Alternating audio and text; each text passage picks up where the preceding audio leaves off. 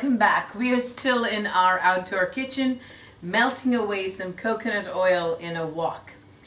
I have to tell you that one of my most favorite things to do is this mushroom stir fry. Super easy to prepare. And I just start with some onions.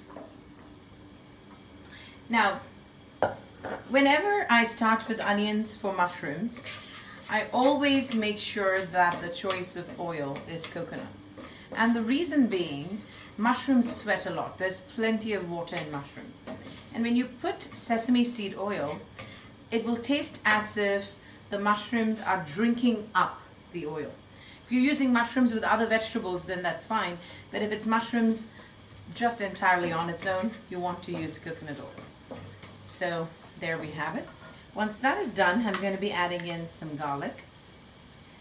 This is a beautiful side again, which is inspired by more than a few countries in the Far East. I love Korean food, I love Japanese food, just delicious flavors. So I was thinking about how nice it would be if I can intermingle flavors from different places, you know, and just make it super, super tasty.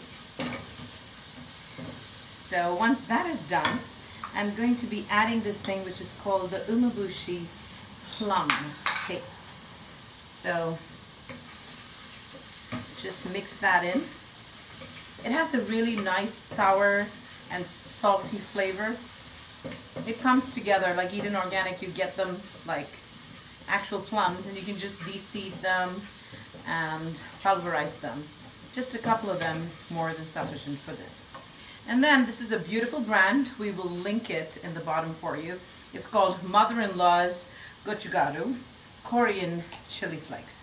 So it's for the heat and it is remarkable with mushrooms. So I'm going to be putting that in. And I'm also going to be putting in some Coco Aminos. This is made by Big Tree and we will link this up as well.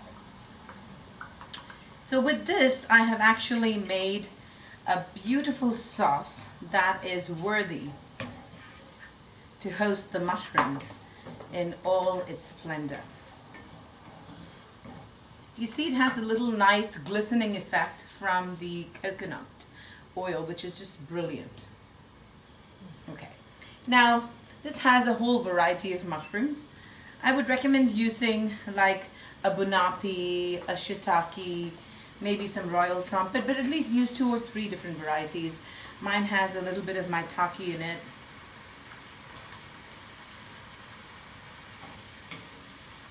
Beautiful. And you have to allow all of these mushrooms to intermingle nicely with the spice that we have created. Remember, as I told you earlier, the mushroom does have plenty of water, and with such high BTU on the stove, it's definitely going to sweat a lot faster. So as they start taking in the flavors from the bottom, go ahead and keep adding more mushrooms. You don't want this to be too soggy, so it's really important the time that you add the mushrooms in.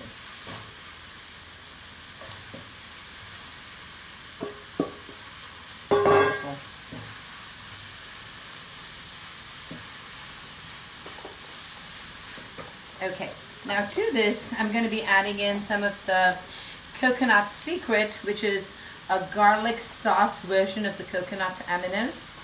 I won't be adding too much salt to this recipe because all of the things I just added have enough salt content in it.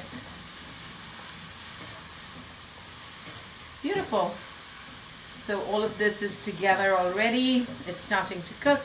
In about a minute or so, we're going to be ready to plate up. Just a bit of salt with all of the sodium in there from all of the different sauces. So beautiful, and it has that hint of that Koreanness. Beautiful. So this also should be served family style.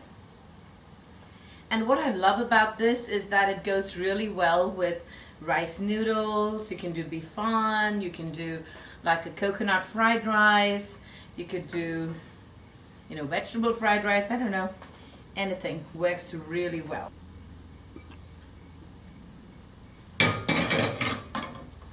Okay. We'll be right back after some Instagram pictures. So in my hand I have here some basil, some Thai basil, and some green onion, just to add that extra dimension of color. And I'm going to do a taste test.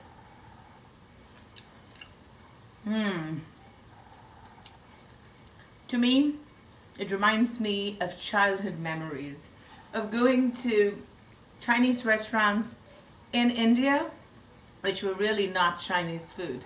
It was a complete mix of everything Far East. But old memories, great flavors, nothing to lose for anybody. So until we meet again in another episode of AUMcuisine, while we explore the flavors of the world, this is Vaidya Priyanka.